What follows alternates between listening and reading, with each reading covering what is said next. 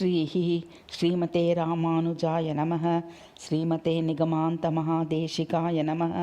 श्रीकरुणाञ्जनेय नवकं श्रीवत्सवंशकलशोदधिकौस्तुभस्य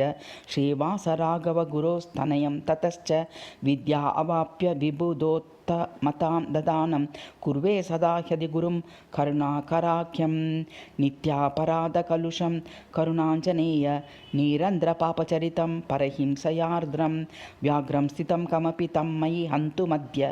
व्याघ्रान्तकेश भगवन् भज सुप्रभातम् आराधयं गिरिरसौ रघुवीर एव तस्योरसे व्रतति सन्ततिरेव सीता पन्तास्तमाप्तुमहमेव तवेति भवक्ता संसारकानन इवासि दयाञ्जनेय सव्याधिरस्मि सततं करुणाञ्जनेय को वागदं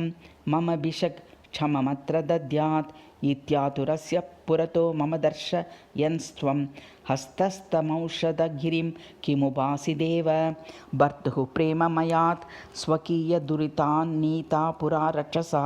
त्वयेव स्वयमाञ्जनेय करुणां कुर्या इति प्रार्थनां कृत्वा लब्धवती स्वकीयदयितुः योगं पुरा जानकी शार्दूलान्तकपुः प्रभो चरणयोन्यर्यस्तोऽस्मि तेऽहं ततः भुजान्वेषककाननाश्रय महारत्नाकराराधित सूर्योद्भूतरथप्रमाणित बुद्धैः वृत्तान्तविद्यानयैः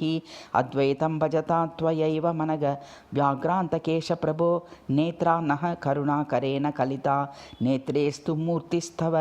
पूर्वं वज्रमिहापतन्मम शिशोरित्यञ्जनावेक्षितां भासा च स्वगुरुं गिलेदिति पुनः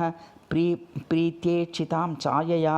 आपद्दुन्दुरसौ बभूव च ममेत्या लोकितां सीतया शार्दूलान्तकर्मागकोणदलिते मूर्तिश्रये प्रस्तरे भवे दुरितदूषिते